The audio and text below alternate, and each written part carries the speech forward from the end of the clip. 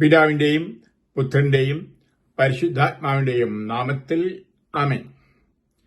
പ്രിയപ്പെട്ടവരെ, ഈ വീഡിയോയുടെ തലക്കെട്ട് ആദ്യം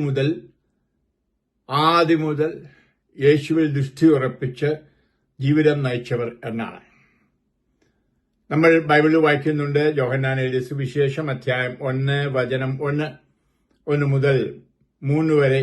ആദിയിൽ വചനമുണ്ടായിരുന്നു, വചനം ദൈവത്തോടുകൂടെ ആയിരുന്നു, വചനം ദൈവമായിരുന്നു, സമസ്തവും അവനിലൂടെ ഉണ്ടായി, ഒന്നും അവനെ കൂടാതെ ഉണ്ടായിട്ടില്ല എന്ന്. പ്രിയപ്പെട്ടവരെ, നമുക്കറിയാം, ആദിയിൽ സൃഷ്ടികർമ്മത്തിലും ത്രിത്വം ഉണ്ടായിരുന്നു, യേശു വചനം ഉണ്ടായിരുന്നു. അങ്ങനെ പഴയ നിയമം പുതിയ നിയമം എന്ന് 2 ഉടമ്പടികളാക്കി പുസ്തകത്തെ അവതരിപ്പിക്കുന്നെങ്കിലും ഒരു ഉടമ്പടിയേ ഉള്ളൂ, ദൈവമായിട്ടുള്ള ഉടമ്പടി. അത് യേശുവിന് മുമ്പും പിമ്പും എന്നുള്ളതിനും കാണിക്കാൻ അതിനെ പഴയ നിയമമെന്നും പുതിയ നിയമമെന്നും നമ്മൾ വിളിക്കുന്നു എന്ന് മാത്രം. യേശുവാണ് ഇതിന്റെ എല്ലാം ഫോക്കസ്, ഇതിന്റെ എല്ലാം മധ്യത്തിൽ എന്നോർക്കണം. പഴയ നിയമമായാലും പുതിയ നിയമമായാലും യേശു കേന്ദ്രീകൃതം ആണ്. എന്റെ മനസ്സിൽ ഞാൻ ധ്യാനിക്കുന്ന ഒന്ന്, യേശു മനുഷ്യനായി ഈ ലോകത്തിൽ വന്നതിനും ഏകദേശം 1500 കൊല്ലങ്ങൾക്ക് മുമ്പ്, അല്ലെങ്കിൽ സുമാർ 1300 കൊല്ലങ്ങൾക്ക് മുമ്പ് ജീവിച്ചവനായിരുന്നു മൂശ. നമുക്കറിയാം, പഴയ നിയമത്തിലെ പഴയ ഉടമ്പടിയിലെ ഒരു വലിയ മഹാപ്രവാചകനായിരുന്നു. അവനെപ്പറ്റി നമ്മൾ വായിക്കുന്ന ഒരു ഭാഗം ഹെബ്രായക്കാർക്ക് ലേഖനത്തിൽ വളരെ വ്യക്തമായിട്ട് നമുക്ക് കാണാൻ സാധിക്കുന്നുണ്ട്.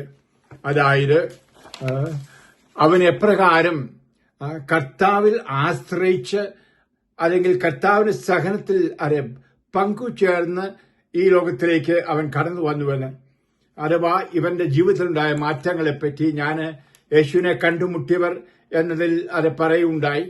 എങ്കിലും ഞാൻ ആവർത്തിച്ച് വായിക്കുകയാണ്. മൂശ വളർന്നു വന്നപ്പോൾ, ഹെബ്രായർ 11 അധ്യായം 24 മുതൽ വചനങ്ങൾ. മൂശ വളർന്നു വന്നപ്പോൾ ഫറവോയുടെ മകളുടെ മകൻ എന്ന് വിളിക്കപ്പെടുവാൻ വിശ്വാസം മൂലം അവൻ നിഷേധിച്ചു. അതായത് നമുക്കറിയാം, ഫറവോയുടെ മകളെ വളർത്തിയെന്നാണ് എടുത്തത്. അതിനാൽ വളർത്തു മകനായിട്ടില്ല, സ്വന്തം മകനായിട്ട് വളർത്തി. എല്ലാവരും ഫറവോന്റെ കൊച്ചുമകൻ എന്നറിയപ്പെട്ടു. പക്ഷേ ഭാവിയിൽ ഒരു രാജാവാകാനുള്ള സാധ്യതയുള്ള രാജകുമാരൻ. ഓർക്കണം, അവൻ കോമളൻ ആയിരുന്നു എന്നും പറഞ്ഞിട്ടുണ്ട്. അവൻ സുന്ദരനായതുകൊണ്ടാണ് ആ അമ്മയപ്പനും രക്ഷിക്കാനായിട്ട് വെള്ളത്തിലേക്ക് വിട്ടതൊക്കെ. ഞാൻ ആ കഥകളിലേക്കൊന്നും കടക്കുന്നില്ല, നിങ്ങൾക്കെല്ലാം അറിയാം. ഇനി, പാപത്തിന്റെ നൈമിഷിക സുഖങ്ങൾ ആസ്വദിക്കുന്നതിനേക്കാൾ ദൈവജനത്തിന്റെ കഷ്ടപ്പാടുകൾ പങ്കുവെക്കുന്നതാണ് അവൻ ഇഷ്ടപ്പെട്ടത്. ക്രിസ്തുവിനെ പ്രതി സഹിക്കുന്ന നിന്ദനങ്ങൾ ഈജിപ്തിലെ നിധിയേക്കാൾ വിലയേറിയ സമ്പത്തായി അവൻ കരുതി. തനിക്ക് ലാഭമായിരുന്ന പ്രതിഫലത്തിലാണ് അവൻ ദൃഷ്ടി ഉറപ്പിച്ചത്. ഇത് കേൾക്കുമ്പോൾ ഓർക്കണേ, ഈശോ മനുഷ്യാവതാരം ചെയ്യുന്നതിനും ഏകദേശം ഏറ്റവും കുറഞ്ഞത് 1300 വർഷങ്ങൾക്ക് മുമ്പ് ഈ മൂശ പറഞ്ഞിരിക്കുകയാണ്, അഭിഷേകം ചെയ്യപ്പെട്ട ക്രിസ്തുവിനെ പ്രതി സഹിക്കാൻ തീരുമാനിക്കുന്നു. ഞാനത് പറയാൻ കാരണം, ലോകത്തിന്റെ എല്ലാ കാലങ്ങളിലും എല്ലാ സന്ദർഭങ്ങളിലും ക്രൂശിതനായ യേശുവിൽ ജീവിതം അർപ്പിച്ചുകൊണ്ട് സഹനങ്ങളെ നേരിട്ട വ്യക്തികളെ നമുക്ക് കാണാൻ സാധിക്കുന്നു. അവൻ കണ്ടത് സ്വന്തം ജനതയുടെ സഹനം, തെരഞ്ഞെടുക്കപ്പെട്ട ജനത്തിന്റെ സഹനം. ആ സഹനത്തിൽ പങ്കുചേരുകയാണ്. ഓർക്കണം, യേശു സ്വർഗത്തിൽ പിതാവിനോടൊത്ത് ആ സ്വർഗത്തിൽ പരിശുദ്ധൻ എന്ന് വിളിക്കപ്പെടുന്ന ആ വലിയ സിംഹാസനത്തിൽ നിന്ന് താഴേക്ക് ഇറങ്ങി വരികയാണ്. തന്റെ ജനത്തിന്റെ സഹനത്തിൽ പങ്കുചേരാൻ. അതാണ് മനുഷ്യാവതാരം. അവന്റെ പാപങ്ങൾ ഏറ്റെടുത്ത് പാപമായി മാറുന്നു. 1 കൊരിന്ത്യർ അധ്യായം 5:21. ആ പാപത്തിന്റെ എല്ലാ കെടുതികളും, രോഗങ്ങളും, അസ്വസ്ഥതകളും, ബന്ധനങ്ങളും പിശാചിനെ എല്ലാം ഏറ്റെടുക്കുന്നു. എന്നുവെച്ച് അവരുടെ മരണത്തെ ജീവനായി തീർക്കുന്നു, കുരിശിൽ ഉയർത്തെഴുന്നേൽക്കുന്നു പരിശുദ്ധാത്മാവിൽ. അപ്പോൾ ഇതാണ് യേശു ചെയ്തത്. ഇത് അവൻ ഈ ഭൂമിയിൽ ജനിക്കുന്നതിനും 1300 വർഷങ്ങൾക്ക് മുമ്പ് ഈ മഹാൻ മൂശ കണ്ടു എന്ന്. ഇതാണ് ആധ്യാത്മിക ദൃഷ്ടി തുറക്കുന്നവന് യേശുവിനെ എവിടെയും ഏത് സകലത്തിലും കാണാൻ സാധിക്കും. എവിടെയും ആ ദൃഷ്ടി ഉറപ്പിച്ചുകൊണ്ട് അവരിലെല്ലാം അർപ്പിച്ചുകൊണ്ട് സന്തോഷമായിട്ട് പോകാൻ കഴിയുമെന്ന് നമുക്ക് തെളിവ് തരികയാണ് ഇതിലൂടെ. പ്രിയപ്പെട്ടവരെ, അത് നമ്മൾ ഓർക്കണം, യേശുവിന്റെ ജനനം കാലത്തിന്റെ സമ്പൂർണതയിൽ മനുഷ്യനായി പിറന്നു. ഗലാത്യർ 4:4. അപ്പോൾ യേശുവിന്റെ ജീവിതം ആരംഭം മുതൽ ഉണ്ടായിരുന്നു, അത് അവസാനിക്കുന്ന ലോകാവസാനം വരെ അത് നമ്മുടെ കൂടെ ഉണ്ടായിരിക്കുന്നവനുമാണ്. അപ്പോൾ ആ യേശു ക്രിസ്തു ആയിരിക്കട്ടെ നമ്മുടെ ജീവിതത്തിന്റെ ഫോക്കസ്, നമ്മുടെ കാഴ്ചപ്പാട് അവനിലേക്കായിരിക്കട്ടെ. നമുക്ക് കാണാൻ സാധിക്കും, പ്രവാചകന്മാർ, പൂർവ്വപിതാക്കന്മാർ, ആബേല്, ഇസഹാക്ക്, സാംസൺ, ദാവീദ്, സോളമൻ, ഇങ്ങനെ പോകുന്നു ലിസ്റ്റുകൾ. ഇവരെല്ലാവരും അപ്രകാരം നല്ല ജീവിതം കഴിക്കാൻ കാരണം ഈ ക്രൂശിതനായ കർത്താവിലേക്ക് അവർ ദൃഷ്ടി ഉറപ്പിച്ചതുകൊണ്ടാണെന്ന് ഞാൻ വിശ്വസിക്കുന്നു. പ്രിയപ്പെട്ടവരെ, അതെ, നമുക്കറിയാം യേശുവിന്റെ ജീവിതം ഈ ലോകത്തിൽ പുൽക്കൂട്ടി തുടങ്ങി. എന്നാൽ നമുക്കറിയാം യേശുവിന്റെ നമ്മോടത്തുള്ള ജീവിതം ലോകാരംഭത്തിൽ തന്നെ ഉണ്ടായിരുന്നുവെന്ന്. പ്രിയമുള്ളവരെ, അതുകൊണ്ടാണ് നമ്മൾ വിശ്വാസ പ്രമാണത്തിൽ പറയുന്നുണ്ടല്ലോ, അവൻ സർവ്വ ലോകങ്ങൾക്ക് മുമ്പേ തന്റെ പിതാവിന് ജനിപ്പിക്കപ്പെട്ടവൻ, ദൈവത്തിൽ നിന്നുള്ള ദൈവവും പ്രകാശത്തിൽ നിന്നുള്ള പ്രകാശവും, സത്യദൈവത്തിൽ നിന്ന് സത്യദൈവവും, ജനിപ്പിക്കപ്പെട്ടവൻ എങ്കിലും ഉണ്ടാക്കപ്പെട്ടവനല്ല, പിതാവിനോട് ഏകസത്തയിൽ അവൻ ഏകവും സകലതുമുണ്ടായി എന്ന് പറയുന്ന ആ വിശ്വാസ പ്രമാണം എന്ന് പറഞ്ഞാൽ ഈ ചരിത്രത്തിൽ മനുഷ്യനായി അവതരിക്കുന്ന മുമ്പുണ്ടായിരുന്ന കർത്താവിന്റെ ആ പ്രീ എക്സിസ്റ്റന്റ് മുമ്പുണ്ടായിരുന്ന അസ്തിത്വം വ്യക്തമായിട്ട് നമ്മൾ വിശ്വാസ പ്രമാണത്തിൽ ഏറ്റു പറയുകയാണ്. ഇനിയും ആ യേശുനാഥൻ ഈ ലോകത്തിൽ വന്നു, പാപങ്ങൾ ഏറ്റെടുത്തു. നമുക്കറിയാം, കുരിശിൽ കിടന്നുകൊണ്ട് പിതാവേൽപ്പിച്ച് ദൗത്യം പൂർത്തീകരിച്ചു, ഞാൻ താൻ പൂർത്തീകരിച്ചു എന്ന് പറഞ്ഞു. എന്നിട്ട് തുടരുകയാണ് തന്റെ ബലിജീവിതം സഭയാകുന്ന അത് ശരീരത്തിലൂടെ.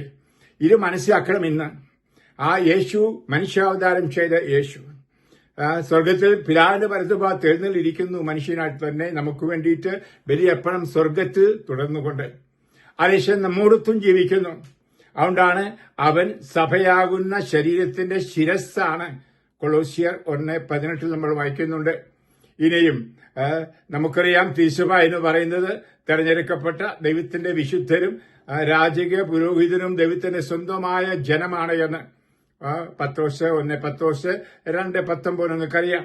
അപ്പം ഈ സഭ എന്ന് പറയുമ്പോൾ യേശുവിന് ശരീരം, ഈ സഭ യേശുവിന് ശരീരം നീയും ഞാനുമാണ്. അതുകൊണ്ടാണല്ലോ നമ്മൾ വായിക്കുന്നത് 1 കൊരിന്ത്യർ 12:27 നാം ഓരോരുത്തരും അവന്റെ സഭയാകുന്ന ശരീരത്തിലെ അംഗങ്ങളാണ്, ഭാഗവാക്കുകളാണ്. നാം ഒന്നു ചേർന്നതാണ് ആ സഭ. നമ്മളിലൂടെ ഈശോയുടെ ജീവിതം, യേശുവിന്റെ ജീവിതം തുടരുന്നു. നമ്മുടെ ജീവിതം എന്തായിരിക്കണം? ആ യേശുവിൽ അത് മുഴുവനായിട്ട് ശ്രദ്ധ സമർപ്പിച്ചുകൊണ്ട്. ഇവിടെ നമ്മൾ വിശ്വസിക്കുന്ന ഒരു സംഘടനയിലല്ല, ഞാൻ പറയുമ്പോൾ ഒരു മതത്തിലല്ല, പിന്നെ സഭയിലാണ്. ഹല്ലേലൂയ. അത് മനസ്സിലാക്കണം, ആ വാക്കിന്റെ വ്യത്യാസം. ആ സത്യത്തിന് നെടുന്തൂണായ ആ സഭ, ആ സത്യം യേശുവാണ്. വഴിയും സത്യവും ജീവനും ഞാനാകുന്നു എന്ന് പറഞ്ഞ വഴിയും ഞാനാകുന്നു എന്ന യേശു. അപ്പോൾ ആ നെടുന്തൂണായ ആ സഭയിലാണ് നമ്മൾ ഇപ്പോൾ വർത്തിക്കുന്നത്. അവിടെ അപ്പോൾ നമ്മുടെ ശ്രദ്ധ മുഴുവൻ യേശുവിലായിരിക്കണം. എന്തെല്ലാം വന്നാലും, ഏതെല്ലാം സഹനങ്ങൾ, ഏതെല്ലാം ബുദ്ധിമുട്ടുകൾ, സങ്കടങ്ങൾ, ഒരുപക്ഷെ നിരാശകൾ, ഒന്നിനു പുറകെ ഒന്നായി ഇന്ന് യേശു വിശ്വസിക്കുന്നവർ സഹിച്ചുകൊണ്ടിരിക്കുന്ന കാലമാണ്. അതുകൊണ്ടാണ് ഞാൻ നിങ്ങളോട് പറയുന്നത്, പ്രിയമുള്ളവരെ, നിങ്ങളുടെ ഫോക്കസ്, നിങ്ങളുടെ ശ്രദ്ധ ആ യേശു ക്രിസ്തുവിലായിരിക്കട്ടെ. അതുകൊണ്ടാണ് ഗലാത്യർക്കെതിരെ ലേഖനത്തിൽ വളരെ മനോഹരമായിട്ട് പൗലോസ് അപ്പോസ്തലൻ പറയുന്നൊരു ഭാഗമുണ്ടല്ലോ, അതായത് ക്രൂശിതനെ വെടിഞ്ഞുള്ള ജീവിതത്തെപ്പറ്റി ഭോഷന്മാരെ എന്ന് വിളിച്ചുകൊണ്ട് പറയുന്നത്. ഭോഷന്മാരായ ഗലാത്യക്കാരെ, യേശുക്രിസ്തു നിങ്ങളുടെ കൺമുമ്പിൽ ക്രൂശിതനായി ചിത്രീകരിക്കപ്പെട്ടിരിക്കെ നിങ്ങളെ ആരാണ് ആഭിചാരം ചെയ്തത്? ഹല്ലേലൂയ. ഗലാത്യർ 3:1. നമ്മൾ അത്ര വിഡ്ഢികളായി പോയി കാണും. വിഡ്ഢികളായ മലയാളികൾ എന്നായിരിക്കാം ഒരു കർത്താവ് പറയുന്നത്. നിങ്ങളുടെ കൺമുമ്പിലും ക്രൂശിതനായ ഏത് ആഭിചാരം, മന്ത്രവാദം ചെയ്താണ് ആരാണ് മാറ്റിയത്? ഇന്ന് കുരിശ് വേണ്ട എന്ന് പറയുന്നവരെയാണ് എവിടെയും കാണുന്നത്. എല്ലാവർക്കും ഉത്തിതിനെ മതി, അത്ഭുതങ്ങൾ ചെയ്യുന്നവനെ മതി, അടയാളങ്ങൾ ചെയ്ത് ഈ ലോകം സുരക്ഷിതമാക്കുന്നതിനെ മതി. മറ്റുള്ളവരെ സഹനം സഹിക്കുന്ന ക്രൂശിതനെ ആർക്കും വേണ്ട. അത് കഴുത്തിൽ നിന്നും എടുത്തു മാറ്റി, തലണക്കീഴിൽ നിന്നും മാറ്റി, വീട്ടിൽ നിന്നും മാറ്റി, പള്ളിയിൽ നിന്നും മാറ്റി. ഞാൻ പറയുന്ന ഈ ക്രൂശിത രൂപം ഒരു വിഗ്രഹമെന്ന നിലയിലല്ല, പിന്നെയോ ആ ഹൃദയത്തിൽ, ആ ആ കർത്താവിനെ കാണുക. ആ യേശുവിനെ കണ്ടുമുട്ടിയുള്ള ആ ജീവിതം, അത് പരിപാവനമായ ഒരു ജീവിതമാണ്. അവിടെയാണ് നമ്മൾ എല്ലാം അനുഭവിക്കേണ്ടത് മക്കളെ. ഇവിടെ അത് എഫെസ്യർക്കാർക്കുള്ള ലേഖനത്തിന്റെ മനോഹരമായ ഒരു ഭാഗം ഞാൻ വായിക്കട്ടെ. അത് എങ്ങനെ ആന്തരികമായ ദൃഷ്ടികൾ കൊണ്ട് ആ യേശുവിനെ എപ്പോഴും കാണാം.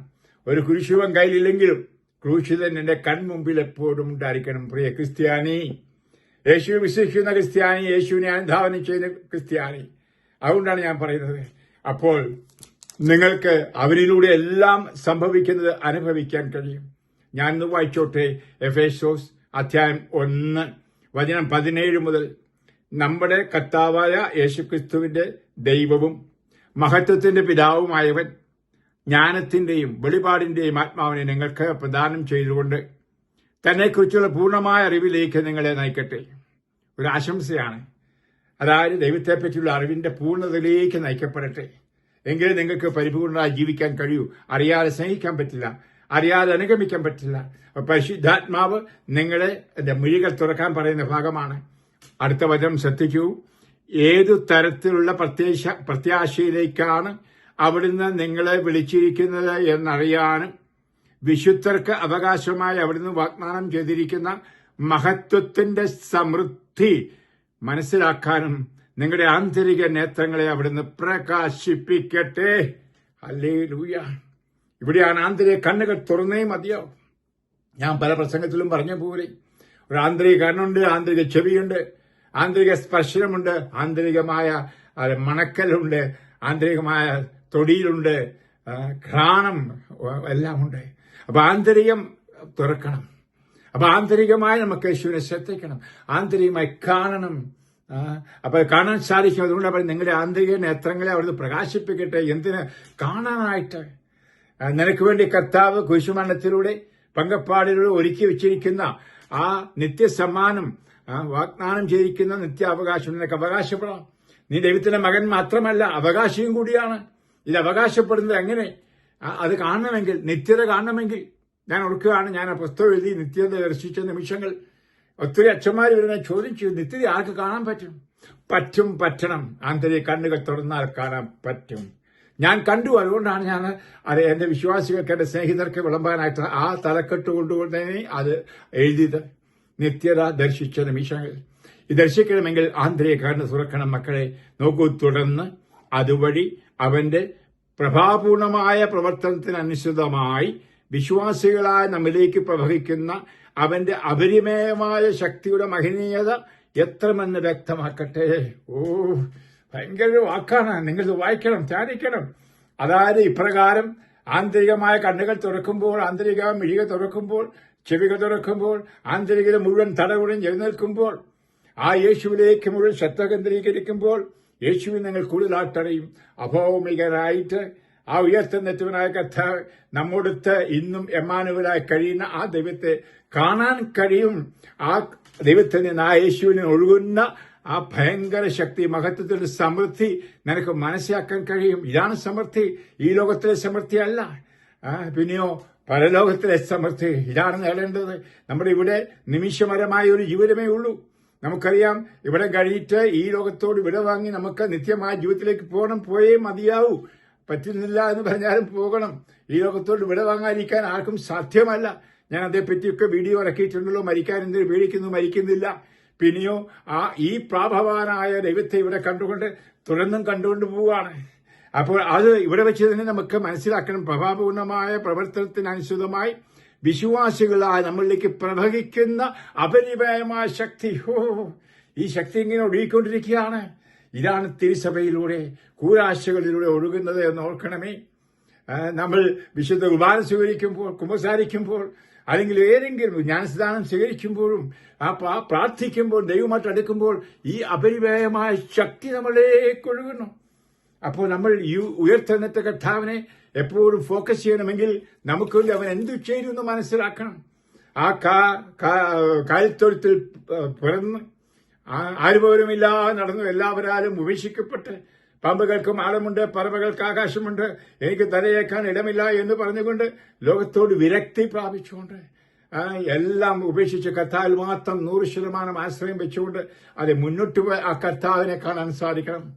അവസാനം ഉടുതുണി പോലും ഇല്ലാതെ ശരീരം മുഴുവൻ 5000-ൽ പരം മുറിവുകളും അറ്റ് നമുക്ക് വേണ്ടിയിട്ട് നമ്മളെ സ്നേഹിക്കുന്നത് പറഞ്ഞ കുന്തത്താൽ ഹൃദയം തുറക്കപ്പെട്ടത് കാണാനും അനുഭവിക്കാനും കഴിയണം. അതാണ് നിത്യതയുടെ കവാടം. ആ കവാടം നമ്മൾ മനസ്സിലാക്കിയിരിക്കണം മക്കളെ. അത് പറയാതെ തുറന്നും ക്രിസ്തുവിനെ മരിച്ചവരിൽ നിന്ന് ഉയർപ്പിക്കുകയും സ്വർഗത്തിൽ അവിടുത്തെ വലതുഭാഗത്തിരുത്തുകയും ചെയ്തപ്പോൾ അവനിൽ പ്രവർത്തിച്ച ഈ ശക്തിയാണ്. ഹല്ലേലൂയ. അപ്പൊ യേശുക്രിസ്തുവിൽ ഉണ്ടായിരുന്ന ആ ശക്തി നീയും ഞാനും അനുഭവിക്കണം. അതിനുവേണ്ടിയാണ് ആന്തരിക കണ്ണ് തുറന്ന് ആ മൂശയെപ്പോലെ നോക്കണം ആ യേശുവിനെ.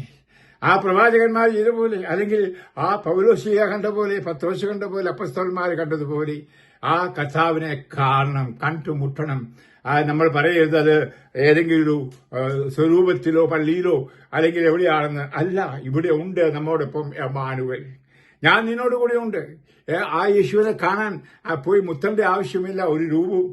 അതിനുവേണ്ടി കുരിശുവും മുത്തന്റെ ആവശ്യമുണ്ടെന്ന് ഞാൻ പറയില്ല. പക്ഷെ നിന്റെ ആത്മീയ കണ്ണുകളിൽ നീ കാണട്ടെ, നിന്റെ ശ്രദ്ധ മുഴുവൻ അവനിലായിരിക്കട്ടെ. വിശുദ്ധ കുർബാനയുടെ മധ്യസമയത്ത് പറയുന്നത് ഹൃദയങ്ങൾ ദൈവത്തിലേക്ക് ഉയരട്ടെ, ഉയരട്ടെ, ഉയരട്ടെ. എങ്കിൽ അപ്പോൾ ഉയർത്തെങ്കിൽ മാത്രമേ ഈ അനുഭവങ്ങൾ നമുക്കുണ്ടാവൂ. അനുഭവം ഉണ്ടാവണം. ഇനിയും അങ്ങനെ ഈ യുഗത്തിലും വരാനിരിക്കുന്ന യുഗത്തിലും എല്ലാ ആധിപത്യങ്ങൾക്കും അധികാരങ്ങൾക്കും ശക്തികൾക്കും പ്രവർത്തനങ്ങൾക്കും അറിയപ്പെടുന്ന എല്ലാ നാമങ്ങൾക്കും ഉപരിയായി അവനെ ഉപവിഷ്ടനാക്കി.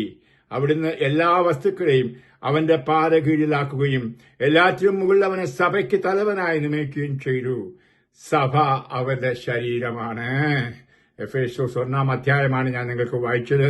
ഇപ്പൊ പറഞ്ഞത് 23-ാം വചനം. സഭ അവന്റെ ശരീരമാണ്. അപ്പൊ ആ ശരീരത്തിലേക്ക് ശക്തി ഒഴുകുന്നു. അതുകൊണ്ടാണ് സഭയോട് ചേർന്ന് നിൽക്കണം. സഭയിൽ നിന്ന് വിട്ടുമാറിപ്പോരുത്. യേശുവിന്റെ ശരീരത്തിൽ നിന്ന് വ്യഭിചരിച്ച് ജീവിക്കരുത്. അങ്ങനെ ജീവിക്കുന്ന ധാരാളം പേർ ഇന്നുണ്ട്. അതുകൊണ്ടുകൂടിയാണ് ഞാൻ ഈ വീഡിയോ തരുന്നത് പ്രിയ മക്കളെ. ഇനി പറയാണ് സഭ അവന്റെ ശരീരമാണ്. എല്ലാ വസ്തുക്കളിലും സകലതും പൂർത്തിയാകുന്ന അവന്റെ പൂർണ്ണതയുമാണ്. അപ്പോൾ നമുക്ക് പൂർണ്ണത പ്രാപിക്കണമെങ്കിൽ ഈ സഭയിലെ ജീവിതം നമുക്കുണ്ടായിരിക്കണം. അപ്പൊ നമ്മൾ സഭ എന്ന് പറയുമ്പോൾ മാപ്പാപ്പായിട്ടോ അച്ഛനായിട്ടോ മെത്രാനായിട്ടോ കാണരുത്. ദൈവത്തെ ഓർത്ത് ഇനിയെങ്കിലും സഭ നമുക്ക് കാണാൻ സാധിക്കും. അത് യേശുവിന്റെ ശരീരം. ഒരു പക്ഷേ നമുക്ക് ഈ ആന്തരിക കണ്ണ് തുറക്കുമ്പോൾ കാണുന്നതാണ്. നമ്മൾ ഈ ശാരീരികമായിട്ട് കാണുന്നത് ഒരു സംഘടനയായിട്ടാണ്. മാപ്പാപ്പ അല്ലെങ്കിൽ മെത്താന് അല്ലെങ്കിൽ അച്ഛൻ, ഇതൊക്കെ ഭൗമികമായിട്ട് നമ്മൾ കാണുന്നു. അവരുണ്ടാക്കുന്ന നിയമങ്ങൾ, പ്രമാണങ്ങൾ, ഇതൊക്കെ നമ്മൾ കാണുന്നുണ്ട്. എന്നാൽ അതിനും ഉപരിയായിട്ടുള്ള ആ കർത്താവിന്റെ ആ സാന്നിധ്യം അനുഭവിക്കാൻ ഇടയാകണം. ഇതാണ് പരിശുദ്ധാത്മാവ് നമുക്ക് അത് നൽകുന്ന വലിയ വലിയ അനുഗ്രഹം മക്കളെ. അതിലൂടെ നമുക്ക് അത് മുന്നോട്ട് പോകാനായിട്ട് ശ്രമിക്കാം. അത് ഈശോയെ, യേശുവിനെ പ്രതിയുള്ള സഹനം. ഇന്നത്തെ സഹനത്തിലൂടെ കടന്നു പോവുകയാണ്. ഇനി ഒത്തിരി സഹനം വരാൻ പോകുന്നു മക്കളെ. അതുകൊണ്ടാണ് ഞാനിത് മുൻകൂട്ടി നിങ്ങൾക്ക് ഞാൻ വാണിംഗ് തരികയാണ്, മുന്നറിയിപ്പ് തരികയാണ്. അപ്പോൾ കർത്താവിനെ ഉപേക്ഷിക്കരുതേ. കർത്താവ് നിങ്ങളെ ശുദ്ധീകരിക്കാനായിട്ട് അയക്കുന്ന ഈ സഹനങ്ങളെല്ലാം സന്തോഷത്തോടെ സഹിക്കാൻ ഇടയാകട്ടെ. പൗലോസ് അപ്പോസ്തലൻ പറഞ്ഞ ഒരു വചനം കൂടി പറഞ്ഞുകൊണ്ട് ഈ ചെറിയ വീഡിയോ ക്ലിപ്പ് ഞാൻ നിർത്താൻ പോവുകയാണ്. കൊളോസ്യോസ് അധ്യായം 2:24 പറഞ്ഞിരിക്കുന്നത്. കൊളോസ്യർ 1:24 നിങ്ങളെ പ്രതിയുള്ള പീഡകളിൽ ഞാൻ സന്തോഷിക്കുന്നു. സഭയാകുന്ന തന്റെ ശരീരത്തെ പ്രതി ക്രിസ്തുവിന് സഹിക്കേണ്ടി വന്ന പീഡകളുടെ കുറവ് എന്റെ ശരീരത്തിൽ ഞാൻ നികത്തുന്നു. ഹല്ലേലൂയ. ഒരു ധ്യാന ശുശ്രൂഷകന്റെ, ധ്യാന പ്രഘോഷകന്റെ സംസാരമാണിത്. പൗലോസാണ് ഇത് എഴുതിയിരിക്കുന്നത്. അതായത് സഹനങ്ങൾ ഒന്നിനു പുറകെ ഒന്നായി വന്നത് എന്തിന്? മറ്റുള്ളവരെ പ്രതി ഏറ്റെടുത്തു. എന്തിന്? യേശുവിന്റെ ഈ ലോകത്തിലെ സഹന ജീവിതത്തിൽ പങ്കാളിയാകാൻ. അപ്പോൾ യേശു ഇന്നും സഹിക്കുന്നു. യേശു ഇന്നും ക്രൂശിക്കപ്പെടുന്നു. ഹെബ്രായർ 6:6 സകലതും തീർന്നിട്ടില്ല കുരിശിൽ. ഹല്ലേലൂയ. അങ്ങനെ പ്രസംഗം പറയുന്ന ധാരാളം പേരെ നിങ്ങൾ കണ്ടുമുട്ടും. എല്ലാം പൂർത്തീകരിച്ചു, എല്ലാം കഴിഞ്ഞു. ഇല്ല, അവന്റെ സഹന ജീവിതം തുടരുകയാണ്. അതുകൊണ്ടാണല്ലോ പൗലോസോട് ചോദിച്ചത്, നീ എന്തുകൊണ്ട് എന്നെ പീഡിപ്പിക്കുന്നുവെന്ന്. നിശ്ചയമായിട്ടും കർത്താവ് ഇന്നും നമ്മുടെ കൂടെ ജീവിക്കുന്നുണ്ടെങ്കിൽ അവന്റെ സഹന ജീവിതവും ബലിജീവിതവും തുടരുകയാണ് സഭയിലൂടെ. ഇത് നിങ്ങൾ വ്യക്തമായി മനസ്സിലാക്കണേ. ഏത് പ്രാസംഗികവും പറഞ്ഞാലും കുരിശിലെല്ലാം തീർന്നു തത്തലസ്ഥായി എന്നൊരു വാക്ക് പറഞ്ഞ് ഒരു പക്ഷേ നിങ്ങൾക്ക് മസ്തിഷ്ക ക്ഷാളനം തന്നാലും ശരി, മറക്കരുത് കർത്താവിന്റെ വചനം. അവന്റെ സഭയാകുന്ന ശരീരത്തിൽ പീഡനം തുടരുന്നു. അത് നീയും ഞാനും ഏറ്റെടുക്കുമ്പോൾ യേശുവിന്റെ സഹനത്തിൽ പങ്കുചേരുന്നു. അതുകൊണ്ടാണ് അത് നിന്റെ കൺമുമ്പിൽ എപ്പോഴും ക്രൂശിതനുണ്ടായിരിക്കണം. ഒരു പിശാചും വന്ന് ആഭിചാരം ചെയ്ത് മന്ത്രവാദം ചെയ്ത് നിന്റെ ഹൃദയത്തിൽ നിന്ന് മാറ്റാതിരിക്കട്ടെ, നിന്റെ തലമുണ്ടയിൽ നിന്ന് മാറ്റാതിരിക്കട്ടെ. യേശുവിനോടുകൂടി എനിക്കും ക്രൂശിക്കപ്പെടണം. അത് നമുക്കറിയാം, തുടരാണല്ലോ. അത് എപ്രകാരം ക്രൂശിക്കപ്പെടണമെന്ന് പൗലോസ് അപ്പോസ്തലൻ ഗലാത്യർക്ക് ലേഖനത്തിൽ കൂടെ പറയുന്ന ആ ഭാഗങ്ങൾ മറന്നു പോകരുത്. 6-ാം അധ്യായത്തിൽ നമുക്ക് കാണാൻ സാധിക്കും. 14-ാം വചനം, 6:14 ഗലാത്യർ, നമ്മുടെ കർത്താവായ യേശുക്രിസ്തുവിന്റെ കുരിശിലല്ലാതെ മറ്റൊന്നിലും മേന്മ ഭവിക്കാൻ ഇടവരാതിരിക്കട്ടെ. ഇവനെ പ്രതി ലോകം എനിക്കും ഞാൻ ലോകത്തിനും ക്രൂശിക്കപ്പെട്ടിരിക്കുന്നു. യേശു വളരെ മനോഹരമാണത്. തന്റെ സാക്ഷ്യം പറച്ചിലാണ്. അതിനുശേഷം ഗലാത്യർ 5:24 പറയുന്നു, യേശുക്രിസ്തുവിനുള്ളവർ തങ്ങളുടെ ജഡത്തെ അതിന്റെ മോഹങ്ങളോടുകൂടെ വികാരങ്ങളോടുകൂടെ ക്രൂശിച്ചിരിക്കുന്നു. ഹല്ലേലൂയ. അപ്പോൾ ഈ ക്രൂശിക്കൽ തുടരുകയാണ്. കാരണം നമുക്കൊരു ജഡമുണ്ട്, ഒരു ലോകമുണ്ട്, ഒരു പിശാചുണ്ട്. ഇവിടെ ഈ സഹനം തുടർന്നുകൊണ്ടിരിക്കണം. യേശു നമ്മോടൊത്തുണ്ട്. ഈ സഹനത്തിൽ പങ്കുചേർന്നുകൊണ്ട് നമ്മളെ ശക്തിപ്പെടുത്തുവാൻ ഈ അഭൗമികമായ ശക്തി, യേശുവിന്റെ ശക്തി നമ്മൾ ജീവിതത്തിൽ അറിയുമ്പോൾ ഈ സഹനങ്ങളൊക്കെ സന്തോഷമായിട്ട് മാറും. അതുകൊണ്ടല്ലേ പൗലോസ് തന്നെ പറഞ്ഞത് ഫിലിപ്പിയർ 4:4, സദാ ഞാൻ കർത്താവിൽ സന്തോഷിക്കുന്നു, എപ്പോഴും സന്തോഷിക്കുന്നു. സന്തോഷിക്കുന്ന കർത്താവിലാണ്, കൂടെയുള്ള കർത്താവിൽ. എനിക്ക് രോഗശാന്തി ഉണ്ടായതുകൊണ്ടല്ല, എനിക്ക് വീൽ ചെയറിൽ നിന്ന് എഴുന്നേറ്റ് നടക്കാവുന്നതുകൊണ്ടല്ല ഞാൻ സന്തോഷിക്കുന്നത്, അല്ലെങ്കിൽ എനിക്ക് ഒത്തിരി പറമ്പും പുരയിടവും ഉണ്ടായതുകൊണ്ടല്ല സന്തോഷിക്കുന്നത്, അല്ലെങ്കിൽ എനിക്ക് നല്ല ജോലി കിട്ടിയതുകൊണ്ടുമല്ല, എനിക്ക് വിദേശത്ത് പോകാൻ പറ്റിയതുകൊണ്ടുമല്ല സന്തോഷിക്കുന്നത്. എന്റെ കർത്താവിലുള്ള ആനന്ദം ഇത് കണ്ടുപിടിക്കണം. ഹല്ലേലൂയ. അത് കണ്ടുപിടിക്കണമെങ്കിൽ അത് അവന്റെ കുരിശിലുള്ള ജീവിതത്തിൽ പങ്കാളിയായാലേ സാധിക്കുകയുള്ളൂ. അത് അനുദിനം കുരിശിൽ നമുക്ക് മേന്മ ഭവിക്കാനിടയാകട്ടെ. ആ കുരിശിലൂടെയുള്ള യാത്രയായിരിക്കട്ടെ. അതിലൂടെയാണ് എല്ലാം ലഭ്യമാകുന്നത്. തീർന്നു പോയിട്ടില്ല. ഇന്നും ആ ക്രൂശിക്കപ്പെട്ട ഈശോ നമ്മളോട് യാത്രയാണ്. കുരിശുമെടുത്തുകൊണ്ട് നമുക്ക് ശിമയോനെ പോലെ പോകാം. ആ വെറോനിക്കായെ പോലെ ഒന്ന് മുത്തി നമ്മുടെ ഹൃദയത്തിൽ ആ ഹൃദയം ഒന്ന് പതിപ്പിക്കാം. പ്രിയമുള്ളവരൊക്കെ ചിന്താശകലങ്ങൾ മനസ്സിൽ വരുന്നതോട് പറയുന്നു, നമുക്കങ്ങനെ നല്ല ഉത്തമ ക്രൈസ്തവരായി അത് ജീവിക്കാം. അത് നമുക്ക് അനാദി മുതലേ ലോകത്തെ മുഴുവൻ നയിച്ചുകൊണ്ട് പോകുന്ന ആ കർത്താവിനെ കാണാം. അന്ന് കർത്താവിനെ പറ്റി പറഞ്ഞിരിക്കുന്ന ഇന്നും എന്നും ഒന്നും ഒരു ആൾ തന്നെ. നമ്മൾ ഹെബ്രായർ 13:8 വായിക്കുന്ന അങ്ങനെയല്ലേ, യേശുക്രിസ്തു ഇന്നും ഇന്നലെയും എന്നും ഒരാൾ തന്നെ. ആ യേശു ജനിക്കുന്നതിനും വർഷങ്ങൾക്ക് മുമ്പ്, അത് ജനിച്ചു കഴിഞ്ഞതിനും വർഷങ്ങൾക്ക് ശേഷം, ലോകാവസാനം വരെ യേശു നമ്മോടത്ത് അത് ജീവിക്കുന്ന ആ ജീവിതം കാണണം. ആന്തരിക കണ്ണുകൾ തുറക്കണം. നമുക്ക് നല്ല വിശുദ്ധനായിരുന്ന ആലഞ്ചേരി അച്ഛൻ ഉണ്ടാക്കിയ പാട്ട് പോലെ യേശുവിനെ കാണണം, എനിക്ക് യേശുവിനെ കാണണം, എങ്കിലേ പറ്റുള്ളൂ. ആ പാട്ട് പാടാൻ ഇടയാകട്ടെ. എനിക്ക് പാടാൻ ഇപ്പോൾ അറിയത്തില്ലാത്തതുകൊണ്ട് ഞാൻ പാടുന്നില്ല. യേശുവിനെ കാണണം, എനിക്ക് യേശുവിനെ കാണണം, തീവ്രമായി ആശിപ്പു ഞാൻ, എനിക്ക് യേശുവിനെ കാണണം. ആ വിശുദ്ധനായ വചനപ്രഘോഷകൻ നമുക്കറിയാം, കോട്ടയത്ത് വെച്ച് അപകടത്തിൽപ്പെട്ട് മരിച്ചു. യേശുവിനെ കണ്ട് ഇന്ന് സ്വർഗത്തിൽ കഴിയുന്നു. പ്രിയവളിയെ പറയാൻ കാരണം അദ്ദേഹത്തിന്റെ സുഹൃത്തായിരുന്നുകൊണ്ടാണ്. പ്രിയ വചനപ്രഘോഷകരെ, വൈദികരെ, സമർപ്പിതരെ, വിശ്വാസികളെ, നിങ്ങളെല്ലാവരും ഈ വാക്കുകൾ ശ്രദ്ധാപൂർവം കേട്ടുകൊണ്ട് നല്ല അരൂപിയിൽ ക്രിസ്ത്യ ജീവിതം കഴിക്കൂ. അവരും ഇവരും പറയുന്ന കേട്ടുകൊണ്ട് വഞ്ചിതരാകരുത്. കർത്താവിന്റെ പൊരുൾ, കറതീരാത്ത വചനങ്ങൾ, അത് ഒറ്റൊന്നും വെള്ളം ചേർക്കാത്ത വചനം ഹൃദയത്തിൽ സ്വീകരിച്ചുകൊണ്ട് ഉത്തമരായി ജീവിക്കാൻ ശ്രമിക്കൂ. ഈശോ നിങ്ങളെ അനുഗ്രഹിക്കട്ടെ. കണ്ണുകൾ ശാന്തമായി അടയ്ക്കൂ. കാലമുടെ കർത്താവ് ഓരോരുത്തരും ഞാൻ അർപ്പിക്കുകയാണ്. യേശുവിനെ കണ്ടുമുട്ടിയുള്ള ഒരു ജീവിതത്തെപ്പറ്റി, യേശുവിനെ കണ്ടുമുട്ടുമ്പോൾ ക്രൂശിതനെയാണ് കണ്ടുമുട്ടുന്നത്. ലാഭമായിരുന്നെല്ലാം നഷ്ടമാകുന്ന ജീവിതം, കുരിശെടുക്കുന്ന ജീവിതം. പ്രിയപ്പെട്ടവരെ, ക്രിസ്ത്യാനികളുടെ സഹനം ഇനിയും വർദ്ധിച്ചുകൊണ്ടിരിക്കാൻ പോവുകയാണ്. ഞാൻ പല വീഡിയോയിലും അത് പറഞ്ഞു.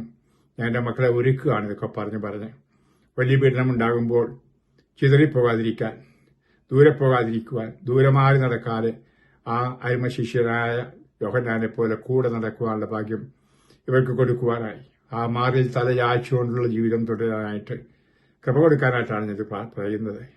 ഒരു വെല്ലുവിളിയായിട്ടാണ് ഞാൻ കൊടുക്കുന്നത്. കർത്താവെ, അങ്ങ് ദൃഷ്ടി ഉറപ്പിച്ച് ജീവിക്കുവാൻ കൃപ കൊടുക്കൂ. ആന്തരിക കണ്ണുകളെ തുറക്കൂ. കർത്താവെ, അങ്ങേ കാണണം.